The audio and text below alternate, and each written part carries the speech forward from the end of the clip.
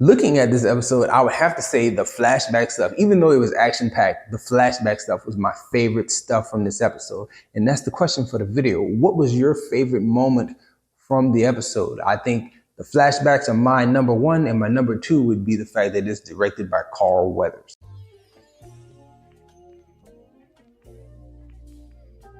What's good, good people? Welcome back to Whole Views. Thank you for clicking that thumbnail. My name is Corey, and today we're going to be talking about an action-packed episode of Mandalorian. We get an action-packed episode, man. This thing was so good to me. I enjoyed the entirety of the episode. They start out on Mandalore. We get the action scene with everybody like training and fighting and practicing with their blasters. And in the peace and serenity, you have young Grogu just sitting there amongst what we think are rocks, and then you get the rocks revealed to be crabs, and that was a cool little scene. And I imagine after watching that scene and revealed that there are like little crabs under the rocks, I'm thinking like, did he summon them? Was he using the Force, or were they like drawn to him because of the Force? Like, that was a cool little moment, nice little way to open and set him apart.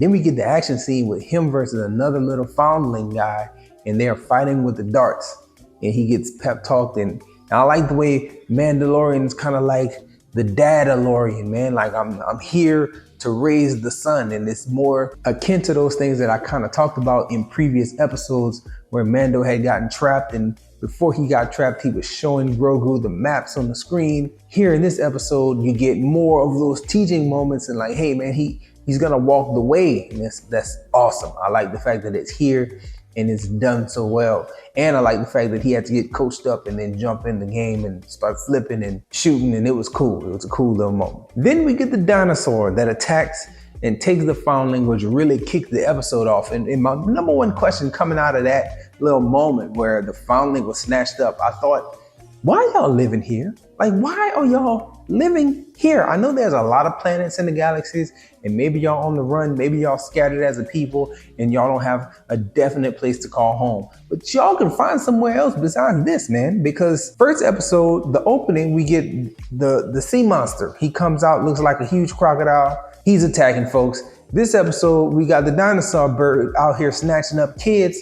And what are we doing? And they said he's done it before. So that means y'all been living with this. Why? Why are you living with this? Move somewhere else where it's, a little bit safer. Well, regardless of where they choose to live, we get these guys in a chase scene chasing after the dinosaur bird, and he's flying away with the kid, and Bo-Katan comes through with the ship and she tracks the thing down. Now, Bo-Katan leading the war party to go and get the foundling. That was cool because we got to see Bo-Katan appearing to really embrace this way of the Mandalorians, keeping the helmet on, respecting the rules, and really being embraced by the group. I thought that was cool that the kid's dad told her at the campfire, like, no, you are the leader, so you have a place of honor.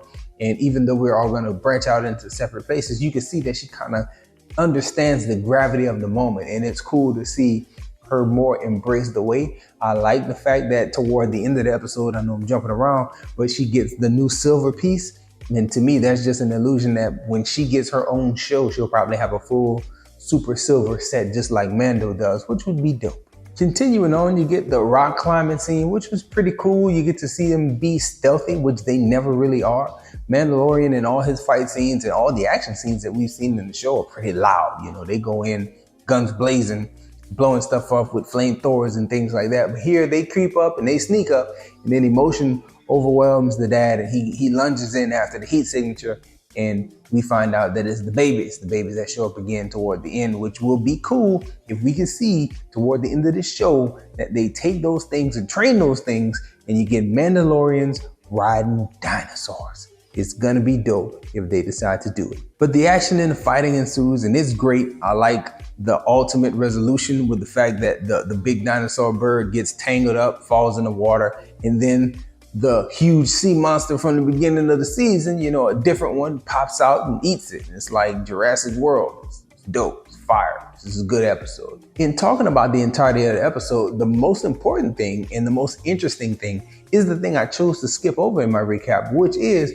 Grogu's backstory. I like the fact that he had a little flashback. He can remember Order 66 being executed, and you get that actor showing up. I forget his name, but I'll put it here on the screen, and like he shows up and he does his thing to get Grogu out of there. I hope that you can get more flashbacks to like where Grogu kind of moved around during that time period and how he ended up being in the hands of the Mandalorian or being a target by the Empire. All that stuff would be very cool if we can get those periodic flashbacks. But it was dope. I like the fact that we're getting some Jedi-centric information, and hopefully I like the fact that Grogu, he has a little chess piece now. That's dope. He got a chess piece. And eventually that'll lead to like a merging of a Jedi Mandalorian warrior in Grogu. I don't know how many seasons of the show we'll get, but I would like to see that come to fruition here on the Star Wars. It'll be fire to see. But I really like this episode, man. I feel like it was amazing. I like the action. I like all the flashback stuff. I like the Grogu being introduced to the way and helping him learn to walk the way. Like, that's all very, very good stuff.